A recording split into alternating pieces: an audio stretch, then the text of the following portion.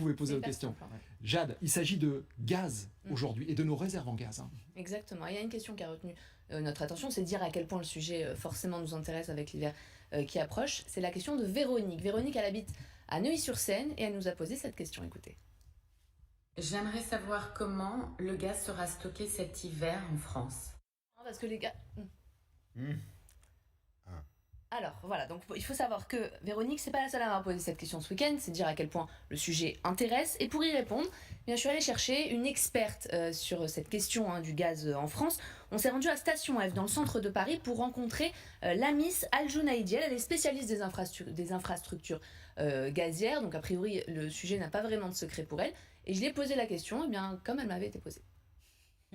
Comment est-ce qu'on stocke le gaz en France ? Le gaz, comme vous le savez bien, arrive en France soit par tuyau, soit par bateau. À son arrivée, par exemple, par bateau, il passe par des installations techniques de regasification. Donc il passe sous nos pieds pour aller dans des installations techniques qu'on appelle des installations de stockage. Et là, il va être enterré à des grandes profondeurs dans deux types d'installations, soit des cavités salines, soit des aquifères.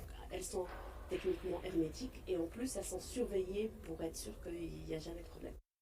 Alors il faut savoir qu'en France, on a 16 sites qui stockent le gaz, vous allez voir sur cette carte, répartis un peu partout sur le territoire. Dans des cavités, vous avez entendu la spécialiste en parler, ce sont soit des cavités aquifères, c'est-à-dire des cavités naturelles qui sont naturellement creusées sous terre, soit des cavités salines qui, elles, sont creusées par l'homme. Alors maintenant qu'on sait comment on stocke le gaz, j'ai voulu savoir comment est-ce qu'on déstocke ce gaz quand on en a besoin. On retourne voir notre experte. Une bonne manière de voir ça, c'est comme une bouteille de coca. En fait, vous avez du gaz qui est stocké un peu comme le gaz à l'intérieur du coca.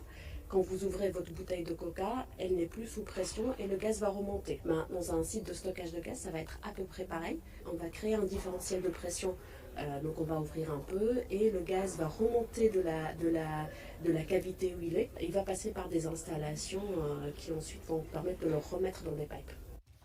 Jade, et si nos réserves sont rechargées à 100% avant l'hiver, ça veut dire qu'on sera tranquille ou pas ? Non, j'aurais bien aimé te dire oui, mais c'est pas aussi simple que ça. Écoutez ce que dit l'experte. Notre utilisation de gaz dépend de la température. Donc une année chaude, on a besoin de moins de gaz qu'une année froide.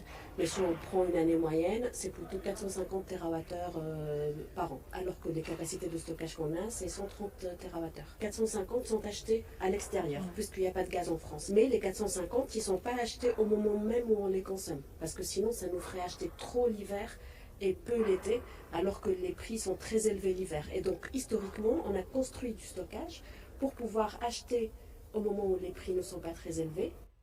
Donc en gros, vous avez compris, on stocke un tiers de nos besoins et le reste, c'est à flux tendu. Et c'est justement ce flux tendu-là qui pourrait poser problème cet hiver. En fait, la solution, ça aurait été quoi ? Ça aurait été de construire plus de stockage, sauf qu'on ne s'est jamais posé la question jusqu'au début de cette guerre.